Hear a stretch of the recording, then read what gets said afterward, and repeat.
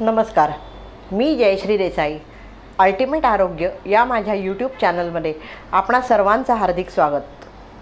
गेला एपिसोड मी थायरॉईडवर केला होता.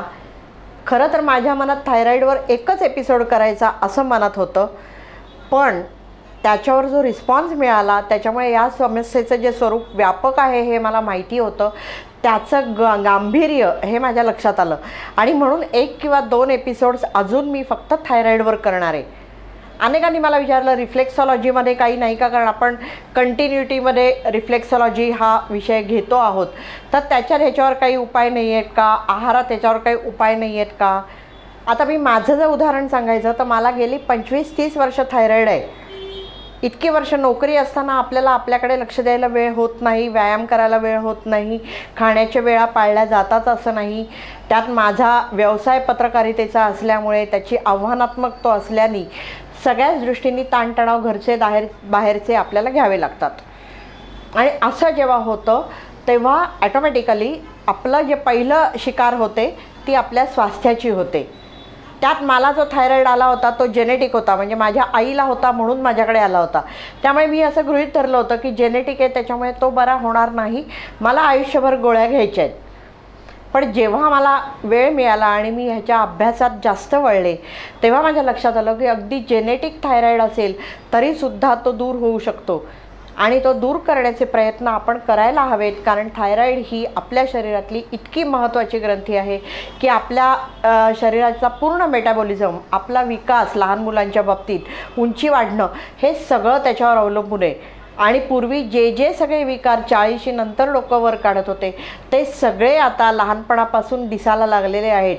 त्याच्यामुळे आपल्याला थायरॉईडवर खूप लक्ष देण्याची गरज आहे. मी हायपोथायरॉईड आणि हायपरथायरॉईड असेच 2 प्रकार सांगितले होते. त्याच्या व्यतिरिक्त आणखीन बरेच प्रकार आहेत थायरॉईडचे. अगदी थायरॉईड कॅन्सरपर्यंत हा विषय जाऊ शकतो आणि म्हणून आपण हा विषय अधिक सखोलपणाने घ्यावा असं मला वाटलं. आता जर पहिलं हे केलं, गोळ्या बंद होऊ शकतात, हा माझ्या अनुभवावरनं मी सांगते. माझी गोळी आत्ताच अर्ध्यावर आलेली आहे आणि मला खात्री आहे की ती मी पूर्णपणे घालवू शकीन. त्याच्यासाठी मी काय करते तर मी आहारात थोडेसे बदल केले, लाईफस्टाईलमध्ये बदल केले आणि सर्वात महत्त्वाचं म्हणजे मी स्ट्रेस फ्री लाईफ जगायला शिकले. मी माझा स्वभाव बदलवला. पूर्वी प्रत्येक बारीक सारीक गोष्टीचा स्ट्रेस घ्यायची माझी सवय होती, ती मी प्रयत्नपूर्वक सोडून दिली. काल काय घडलं हे आज जर आपल्याला आठवत नाही आहे तर कधीचा तरी स्ट्रेस आपण साठवून ठेवून डोक्यात आपला स्वास्थ्य घालवायचं, त्याला काही अर्थ नाही आहे. तुम्ही तसंच करा. प्रयत्न केला तर आपल्याला आपला स्वभाव बदलवता येतो ह्याची माझी खात्री आहे, कारण मी माझा स्वभाव खूप बदलवला आहे आणि त्याच्यामुळे माझी गोळी आजच अर्ध्यावर आली आहे आणि ती तुमची पण येऊ शकते, उद्या बंद होऊ शकते. दुसरा एक सावधानतेचा इशारा मला द्यायचा आहे की जोपर्यंत डॉक्टर्स सर्टिफाय करत नाहीत तोपर्यंत तुम्ही गोळी बंद करण्यात अर्थ नसतो. कुठेतरी योगाच्या शिबिरात गेलं, निसर्गोपचाराच्या शिबिरात गेलं, तिथे पहिल्या दिवसापासून गोळ्या सगळ्या बंद केल्या आणि तरी आपल्याला काही झालं नाही म्हणजे आपले ते रोग गेले असं होत नाही. तिथे आपण स्ट्रेस फ्री लाईफ जगत असतो. तिथे दिवसातनं 2-2दा आपण 1-1 तास व्यायाम करत असतो आणि बाकी सगळे जे उपचार आपण घेत असतो किंवा जो आहार घेत असतो तो आपल्याला त्यावेळेला त्या गोळ्यांशिवाय राहायला मदत करतो. पण जेव्हा आपण आपल्या घरी आपल्या रोजच्या दगदगीच्या जीवनात परत येतो त्यावेळेला ते तसं शक्य होत नाही. त्याच्यामुळे हे मी जे सांगते हे उपाय तुम्ही करा, त्याचा तुम्हाला फायदा होईल. पण त्यानंतर जेव्हा डॉक्टर्स सर्टिफाय करतील तेव्हाच गोळ्या बंद करा. मेडिकल याला हा अल्टरनेटिव्ह नाही मी जे सांगते ते. मी माझ्या अनुभवावरनं सांगू शकते की मी माझी एक गोळी अर्ध्यावर आणलेली आहे आणि मला खात्री आहे आता ह्या ज्या गतीने माझं तब्येतीचं चाललेलं आहे की मी ती गोळी घालवीन.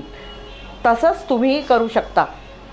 आता मला जो प्रश्न होता की रिफ्लेक्सॉलॉजीमध्ये ह्याच्यावर काही उपाय नाही का, तर रिफ्लेक्सॉलॉजीमध्ये सुद्धा याच्यावर उपाय आहेत.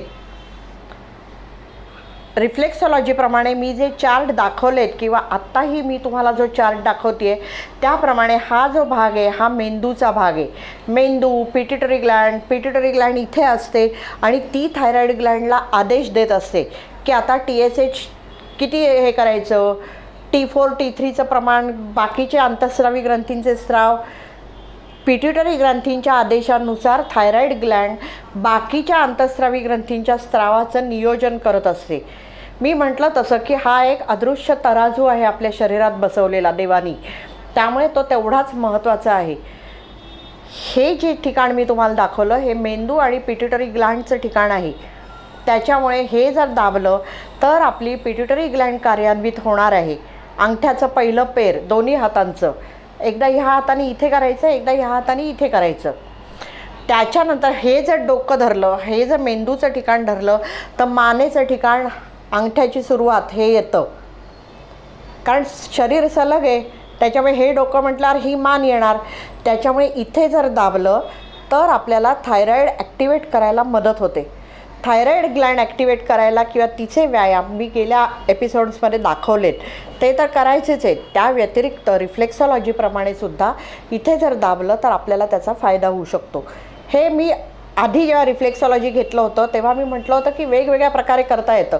अंगठा रन करून करता येतं, बोटांनी दाबून करता येतं, हे बोट दाबून करता येतं. त्यामुळे हे अनेक प्रकारे करता येतं. अगदी ट्रेनमध्ये बसल्या बसल्यासुद्धा करता येऊ शकतं. त्याच्यामुळे हे तुम्ही करा. ज्यांना थायरॉईडचा प्रॉब्लेम आहे त्यांना त्याचा फायदा होईल. मात्र जर हँड रिफ्लेक्सॉलॉजी बघितलं तर हँड रिफ्लेक्सॉलॉजीचे अनेक वेगवेगळे आविष्कार झालेले आहेत. त्यामुळे त्याचे वेगवेगळे चार्ट्स मार्केटमध्ये बघायला मिळतात. काहींच्या मते नेक इथे येते, म्हणजे मान इथे येते, थायरॉईडची जागा इथे येते. काहींच्या मते ही इथे येते, अंगठ्याच्या खालचा जो उंचवटा आहे आपला त्याच्या खालचा हा जो भाग आहे, त्यामुळे इथे दाबायचं. योगामध्ये सुद्धा थायरॉईडसाठी इथे दाबायला सांगितलं आहे. अंगठ्याच्या नंतरचा हा जो उंचवटा आहे त्याच्या भोवती इथे दाबायला सांगितलेलं आहे. दोन्ही हातांना हे करायचं आहे. हेही करताना एक तर तुम्ही अंगठा दाबून दाबून सरकवत पुढे असं करू शकता किंवा बोटांनी करू शकता, 2 बोटांनी करू शकता.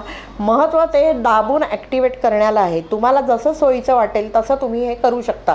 त्यामुळे अंगठ्यापासून इथपर्यंतचा भाग हा सगळाच जरी तुम्ही केलात तरीसुद्धा तुम्हाला त्याचा फायदा होईल. काही जणं ह्या 2 बोटं करंगळी आणि अनामिका ह्याच्यामधला ही जे खोबण आहे हाही पॉईंट थायरॉईडचा समजतात. त्यामुळे इथेही दाबलं तरी थायरॉईडसाठी फायदा होतो असं त्यांचं म्हणणं आहे. दाबलं तर दुखतं इथे, म्हणजे कुठेतरी आपल्याला त्याचा परिणाम होतो हे नक्की आहे. तर त्याच्यामुळे हाही तुम्ही दाबायला हरकत नाही.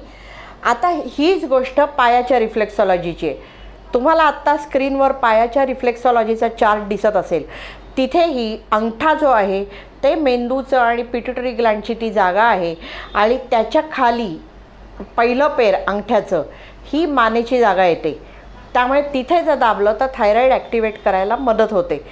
किंवा दुसरं हे की जसं इथे मी सांगितलं अंगठ्याच्या खाली, तसंच पायाला पण चवड्याला, म्हणजे अंगठ्याचा खालचा पहिलं पेर आणि चवडा एवढा सगळा भाग जर पायाचा सुद्धा दाबला तरीसुद्धा आपल्याला थायरॉईडला फायदा होतो. आणखीन एका थिअरीनुसार अंगठा जर पायाचा मागे केला तर एक मसल आपली पुढे येते, तिथे नर्व आहे आतमध्ये, तर ती पुढे येते. तर ती आणि पहिलं बोट याच्यामधली जी खोबण आहे तर तिथे दाबलं तरीही थायरॉईडसाठी आपल्याला फायदा होतो. तर त्याच्यामुळे मला असं वाटतं की आपण जे जोडवी घालतात बायका त्याचंही कारण ते असू शकेल. कारण जोडवी तिथेच येतात आणि ते ॲटोमॅटिकली ते प्रेशर पॉईंट्स दाबले जातात. आपले सगळे दागिने, मी परत परत सांगते की आपले सगळे दागिने हे स्वास्थ्याच्या दृष्टीने आलेले आहेत. त्याच्यामुळे त्याचाही हेतू कदाचित तो असण्याची शक्यता आहे. त्यामुळे हे तुम्ही करून बघा आणि याचा तुम्हाला फायदा होईल. आता आहाराविषयी कदाचित मी पूर्ण हे घेईन अख्खा एपिसोड, कारण आहारामध्ये पण खूप वेगवेगळे व्हर्जन्स आढळतात. कोणी सांगतात डेअरी प्रॉडक्ट्स घ्यायचे, कोणी सांगतात डेअरी प्रॉडक्ट्स घ्यायचे नाहीत वगैरे वगैरे. माझ्या स्वतःच्या अनुभवावरनं मी डाएट चेंजेस काय केले ते सांगते. मी आपला जे पारंपरिक नाश्ता होता तसाच तो चालू ठेवला, त्याचं प्रमाण कमी केलं. त्याच्यानंतर लिक्विड डाएट मी जास्त वाढवलं, कारण जेव्हा थायरॉईड इम्बॅलन्स होतो तेव्हा त्याचा डायरेक्ट परिणाम आपल्या अंतर्स्रावी ग्रंथींच्या स्त्रावांवर होतो. ज्यांचं लिव्हर वीक आहे, ज्यांना फॅटी लिव्हरचा त्रास आहे, ज्यांचं गॉल ब्लॅडर नीट काम करत नाही, ज्यांचे इंटेस्टाईन्स बरोबर काम करत नाहीत, पचन ज्यांचं वीक आहे, त्यांना सगळ्यांना त्रास होऊ शकतो. मग आपण जर सॉलिड फूड खाल्लं, तळकट खाल्लं, मसालेदार खाल्लं, चायनीज खाल्लं तर आपल्याला ते अन्न पचणं शक्य नाही. ते पचलं नाही की ते ॲब्सॉर्ब होणं शक्य नाही. त्यामुळे तुम्ही प्रोटीन्स कितीही वरतून खाल्ले तरी ते जर शरीरात ॲब्सॉर्ब झाले नाहीत, आयोडीनयुक्त मीठ खाल्लं पण ते ॲब्सॉर्बच झालं नाही शरीराला, तर त्याचा आपल्याला फायदा होत नाही. त्यामुळे मी मॅक्झिमम लिक्विड डाएट आणि लिक्विड जास्त असलेलं, द्रव कंटेंट जास्त असलेली फळं, जसं कलिंगड आहे, द्राक्ष आहेत, अशी फळं, डाळिंब आहे, डाळिंब पचनासाठी पण खूप चांगलं आहे, याच्यावर जोर द्या. सॉलिड फूड कमी करा. बाहेरचं तर बिलकुल खाऊ नका. ब्रेड मी बिलकुल खात नाही. जे डेअरी प्रॉडक्ट्स आहेत त्यांच्यामध्ये सुद्धा माफक प्रमाणात घेतलं तर चालेल. हळद थायरॉईडसाठी चांगली आहे, त्यामुळे दूध हळद घ्यायला हरकत नाही.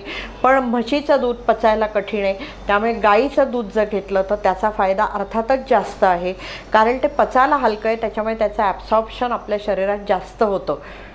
तर एवढे जर काही उपाय केले, पचनासाठीचेही काही पॉईंट्स मी दाखवलेत. याच्यात पचन आणि उत्सर्जन या दोन्ही क्रिया मंदावतात, कारण आपले अंतःस्रावी ग्रंथींचं काम नीट चालत नसल्याने ते स्त्राव कमी प्रमाणात आपल्या शरीरात स्त्रवतात. त्याच्यामुळे आपल्याला जे मी पचनासाठीचे, उत्सर्जनासाठीचे असे जे पॉईंट्स सांगितले आहेत तेही आपण करणं गरजेचं आहे. फक्त थायरॉईड म्हणजे आपल्या सगळ्या या पॅथीज ज्या आहेत त्या वेस्टर्न पॅथीजप्रमाणे एकेका अवयवाचा वेगळा विचार करत नाहीत, त्या होलिस्टिक विचार करतात. म्हणजे पिट्युटरी ग्लँडचं कामकाज नीट चालत नसेल किंवा तिचा संदेश इथे पोचत नसेल थायरॉईड ग्लँडपर्यंत, तर मला काय करायला पाहिजे, तर मला व्यायाम करायला पाहिजे. मग ते केलं तर काय करायला पाहिजे, त्याचा परिणाम कशावर होणार आहे, तर माझ्या पचनावर होणार आहे.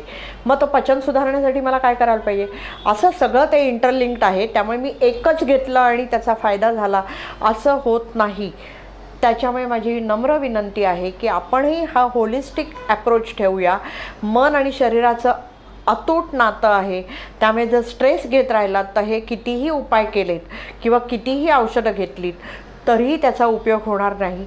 आणि दुसरं मला असं वाटतं की जेव्हा हायपोथायरॉईड असतं तेव्हा डिप्रेशनमध्ये जाण्याची वृत्ती फार लवकर येते, की आता माझं काय संपलं आता, किंवा माझं आता काही होणारच नाही, किंवा माझ्या आयुष्यात सगळं निगेटिव्हच होतं आहे, असं आपण थिंकिंग सुरू करतो. असं बऱ्याच जणांच्या बाबतीत होतं, असं मला ज्या तुमच्या प्रतिक्रिया आल्या आहेत त्याच्यावरून लक्षात येतं आहे. तर तसं करायची गरज नाही. माणसाने नेहमी आशावादी असावं. आपल्या हातावर ज्या रेषा आहेत यासुद्धाच जिथे आपण बदलवू शकतो प्रयत्नांनी, तर आपण बाकी सगळंच बदलवू शकतो. गरज आहे ती आपल्या निर्धाराची. तो तुम्ही कराल अशी मला खात्री आहे. तसं तुम्ही करा. कोणत्याही रोगाला आपल्यावर स्वार होऊन देऊ नये आपण, आणि कोणत्याही गोळ्यांच्या अधीन राहायची सवय आपण ठेवू नये असं मला वाटतं. त्या दृष्टीने मी माझ्या शरीराला प्रयोगशाळा बनवलं आहे, आणि जे मला चांगलं वाटतं आहे, मला ज्याचा फायदा होतो आहे तेच मी तुम्हाला सांगते आहे. त्याच्यामुळे ते तुम्ही करा. तुम्हाला त्याचा नक्की फायदा होईल आणि तुम्ही लवकरात लवकर तुमच्या सगळ्या दुखण्यातनं बाहेर येऊ शकाल. मात्र पुन्हा सावधानतेचा इशारा की डॉक्टरांनी सांगितल्यापर्यंत गोळी बंद करू नका. तुमच्या मनाने डॉक्टरांना सर्टिफाय करू दे, ब्लड टेस्टनी सिद्ध होऊ दे की तुमचं थायरॉईड गेलं, मगच तुम्ही गोळी बंद करू शकता. नाही तर त्याचे साईड इफेक्ट्स होऊ शकतात. गोळीचे जसे साईड इफेक्ट असतात तसं अचानक गोळ्या बंद केल्या ॲब्रप्टली तर त्याचाही त्रास होऊ शकतो. त्यामुळे तुम्ही ते करू नका.